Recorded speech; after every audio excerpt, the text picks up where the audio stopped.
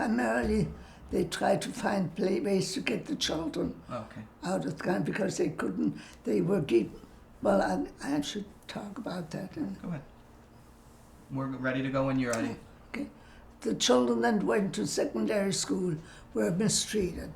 My two older brothers were going to a secondary school. They were bright boys, and they were regularly beaten up and came home in the years of 34, 35, 36. And I was going in my first year in the secondary school for girls, and I sat in the hallway while the girls had religious classes, and they would come out and say, "the Jew," and also during recess they would, nobody would play with me, and so it was not a very comfortable situation. I was called Jude, J-U-D. That's one thing I really remember very badly. Now, all this came to an end after Kristallnacht, because the one teacher in the Jewish school was arrested and sent to Dachau, the concentration camp. My father was arrested, and so were all the Jewish people over the age of the Jewish men over the age of 16. Can you talk about your experience? Do you remember specifics from, I remember was it November 9th, 10th, 1938? Now we're getting into Kristallnacht. Yeah. Okay, so on November 9th to 10th, the synagogue, and I'll talk specifically about our synagogue in Pirmasens, was burned to the ground, and my father was called very early on the 10th by a colleague that this was happening all over Germany and that he could expect the police to come, and he would most likely be arrested with all the other Jewish men over the age of 16 in Pirmasens. And I remember very distinctly that just before they came, when my father heard that the synagogue was burning to the ground, he, for the first time, was very gentle with us. And usually my father was a little on the rough side. He let my youngest brother, who's a year and a half older than I am, and me go to the top level of the city where we lived. There was a bottom area and a top level, stairs to the top level where the synagogue was located. And so we saw the synagogue that had been burned to the ground. And I walked into the synagogue and thought that maybe I would find something, a book or a prayer shawl to take, but there was nothing to take home. And so my father and we came home, and the two civil dressed civilians, not dressed in Nazi uniform, were there to arrest my father, and my mother told my brother and me that we should go in the basement. Now, I don't know why she wanted us to go in the basement, but she said go in the basement, so we went into the basement. And that was the night of the Kristallnacht.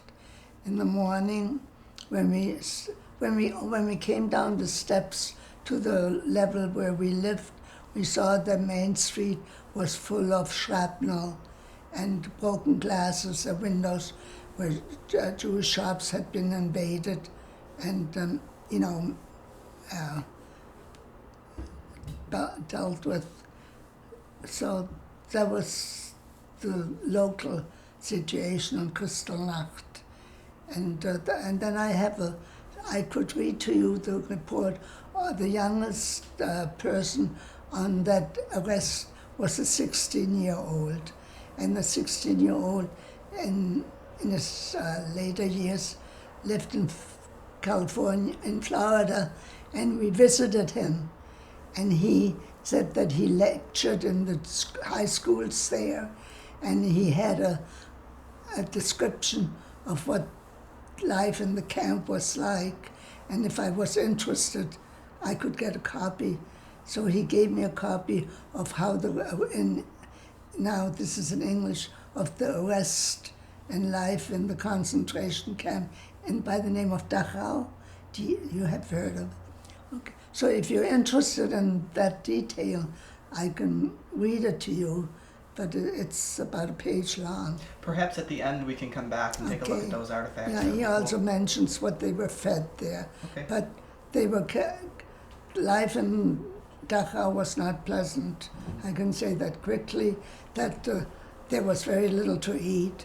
Very, like one slice of bread with a little unexplained fish that nobody has ever heard of, and the worst part of it all was that they had to get up very early in the morning. They didn't have regular beds, so they slept on blankets or what have you, and they got up early in the morning and they had to stay at attention.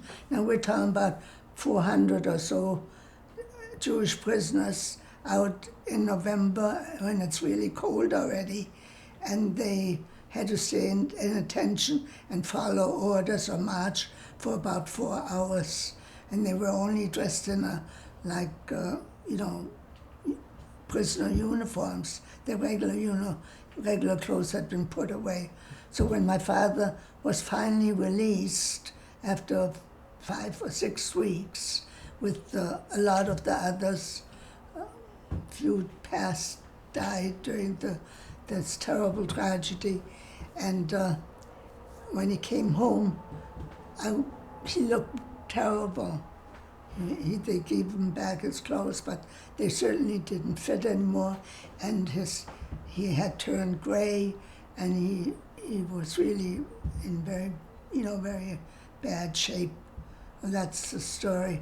Because now what happened is that before they were dismissed, all these men, they had to transfer the monies. They had to sign papers saying that all the money that they had in insurance and in banks belongs to the state. The interesting part of that is that when we needed money, when we finally got permission for visas to the United States, we didn't have any money. So we were each allowed $5, the equivalent of $5 for the trip. And the trip on this fantastic German liner was paid by the insurance company, which was willing to put the neck out.